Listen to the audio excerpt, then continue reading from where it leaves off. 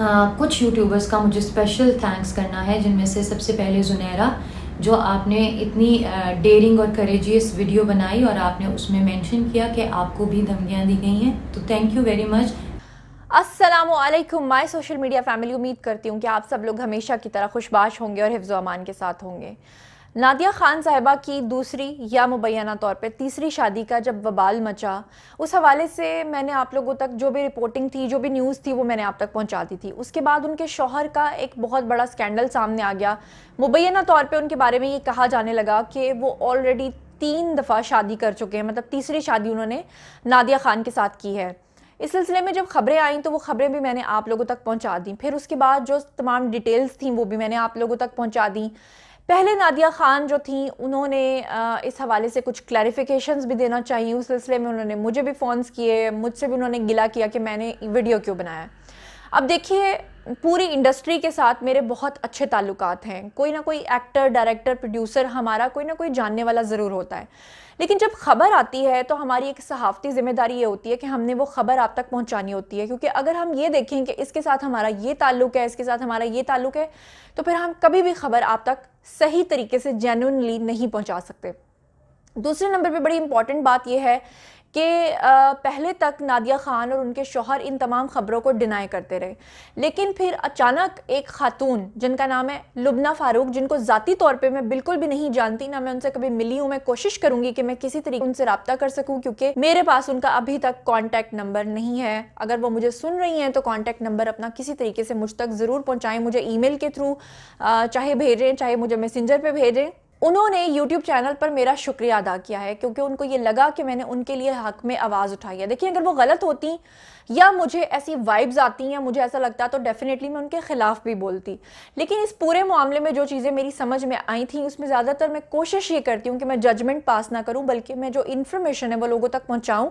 और उसके बाद आप लोग मेरे हर वीडियो के गवाह हैं कि आखिर में मैं लोगों के ऊपर ये फ़ैसला छोड़ देती हूँ कि आप लोगों ने फ़ैसला करना है कि आप लोग बताइए कि आप लोग इस बारे में क्या सोचते हैं। फिर उस बारे में लोग जो हैं वो 3 तरह की राय पास करते हैं। एक वो लोग होते हैं जो मुझे कहते हैं कि आप किसी के पर्सनल मामले को रिपोर्ट क्यों कर रही हैं। अगर किसी के पर्सनल मामले को रिपोर्ट करना ही आप लोगों की नज़र में जुर्म है, तो फिर आप याद रखिए कि फिर इस तरह तो हम किसी के बारे में भी ज़िंदगी में ख़बर नहीं दे सकते, क्योंकि फिर कितना ही बड़ा मुजरिम क्यों ना हो, उसका भी कोई ना कोई पर्सनल लाइफ होगी, उसका भी घर बार होगा।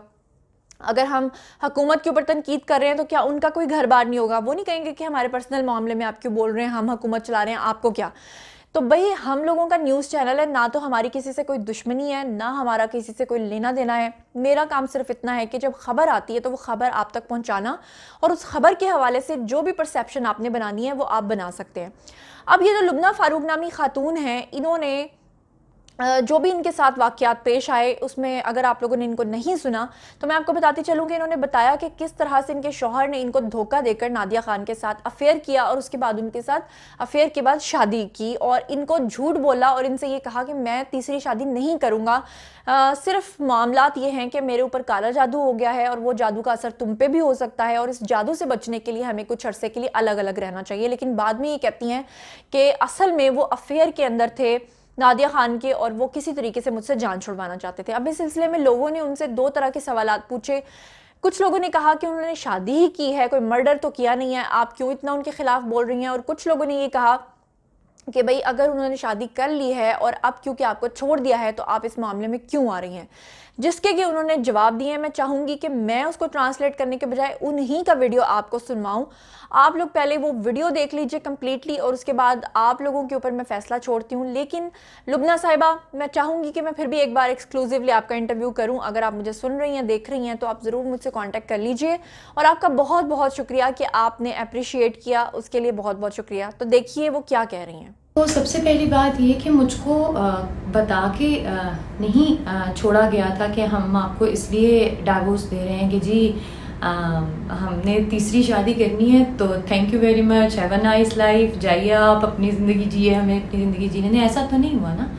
हुआ ये था कि मुझे ये बताया गया था कि क्योंकि जादू हो रहा है और मेरे पास तो अब कोई रहने का ठिकाना भी नहीं है, मैं आपको कहाँ रखूँगा, मुझे अब दोबारा शादी करनी ही नहीं है, और मैं तो करूँगा ही नहीं दोबारा शादी, तो और मैं काबिल ही नहीं हूँ, मुझे तो आपकी ज़िंदगी भी नहीं ख़राब करनी चाहिए थी, और मैं तो आपकी ज़िंदगी बचाने के लिए आपको छोड़ रहा हूँ। तो जब तीसरी शादी होती है तो मुझे होता है कि अब जादू नहीं होना, अब ज़िंदगी तबाह नहीं होनी, और अब कैसे चीज़ें अफोर्ड होंगी और चलेंगी। और दूसरी रीज़न, जो मेन रीज़न थी, वो ये थी कि एक इंसान मिसलीड कर रहा है और बहुत से लोग उसको आइकॉन समझ रहे हैं, आइडियलाइज कर रहे हैं। So I had to speak about the facts and the reality. So this was the only reason. अच्छा, जो दूसरा क्वेश्चन है वो तो मुझे समझ ही नहीं आ रहा क्यों हुआ है। अगर आप थोड़ा सा देखें गौर से मेरी वीडियो को, तो इस वीडियो का जो सबसे ज़्यादा फ़ायदा है, जो बेनिफिट है, वो उनकी प्रेजेंट वाइफ को जाता है। पहली बात है, फैसल साहब अब उनके सामने सारी ज़िंदगी हाथ बांध के खड़े रहेंगे। दूसरी बात, पहली 2 बीवियों ने उनको वॉर्न कर दिया है, तो वो चीज़ें उनके साथ रिपीट नहीं होंगी, और होंगी तो उनको पहले से ही अंदाज़ा होगा कि अच्छा कहीं कुछ गड़बड़ होने जा रही है। उनको मेरी तरह से ये बात सुननी नहीं पड़ेगी कि कीनू सीढ़ियों से गिर जाएगा और इस पे जादू हो रहा है। उन्होंने वैसे कोशिश करनी शुरू कर दी थी कि मेरी इंट्यूजन बड़ी अच्छी है, तुम मुझे समझ जाओ, जो मैं कहता हूँ वो होता है, लेकिन प्लीज़ बी केयरफुल। तो इस वक्त अगर कोई स्ट्रॉन्ग फुटिंग पे है तो वो नादिया खान है, एंड आई थिंक उनको मुझको थैंक यू बोलना चाहिए। और शायद वो दिल में थैंक यू बोल रही होंगी कि वाह क्या काम कर गई हैं ये दोनों बीवियां, अब तो मैं खुल के खेलूँगी।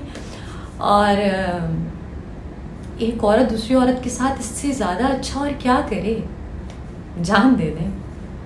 और मर्डर सिर्फ जान से मार देना नहीं है। अगर आप किसी को कम्प्लीटली र्यून कर देते हैं और इतना स्वेयरली डैमेज कर देते हैं, तो that is also equivalent to a murder. तो मुझे आपसे अपनी प्रॉब्लम्स डिस्कस करके सिंपैथी कार्ड प्ले भी नहीं करना, वुमन कार्ड भी प्ले नहीं करना। मैं वुमन कार्ड पे बिलीव ही नहीं करती। ह्यूमन कार्ड होना चाहिए बेसिकली, जो सब लोगों को यूज़ कर लेना चाहिए।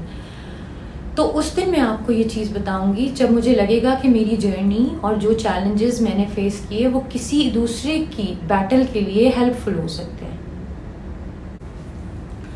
आई होप आप सबको अब तमाम आंसर्स मिल गए हैं, आपकी क्यूरी सेटिस्फाई हो गई हैं। अब हम इसको बंद कर सकते हैं और हम आगे चल सकते हैं।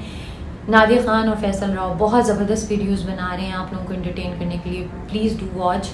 और कुछ यूट्यूबर्स का मुझे स्पेशल थैंक्स करना है, जिनमें से सबसे पहले जुनैरा, जो आपने इतनी डेयरिंग और करेजियस वीडियो बनाई और आपने उसमें मेंशन किया कि आपको भी धमकियाँ दी गई हैं, तो थैंक यू वेरी मच। जी, तो ये थी जनाब आज की सारी खबर। अगर आपको ये खातून सच्ची लगती हैं, झूठी लगती हैं, तो ये फैसला भी मैं आपके ऊपर छोड़ती हूँ। आपको लगता है कि नादिया खान ने किसी का घर ख़राब करके शादी की है या नहीं की है, ये भी मैं आपके ऊपर छोड़ती हूँ। मैं जजमेंट पास करने वाली कोई बंदी नहीं हूँ। और अगर आपको लगता है कि उनके शौहर ने गलत किया है, तो ये फैसला भी मैं आप लोगों के ऊपर छोड़ती हूँ। मेरा काम था सिर्फ आपको अपडेट रखना, आप तक इन्फॉर्मेशन पहुँचाना, जो कि मैंने अपना काम कर दिया है। मज़ीद खबरें, व्लॉग्स, इंटरव्यूज़ और तज्ज़िये जानने के लिए मेरे साथ कनेक्टेड रहना हरगिज़ मत भूलिएगा। चैनल को सब्सक्राइब कर लें, साथ में बेल आइकन को भी प्रेस कर लें ताकि टाइमली नोटिफिकेशंस आप तक पहुँच सकें। अपना बहुत बहुत ख्याल रखिएगा। अल्लाह निगहबान।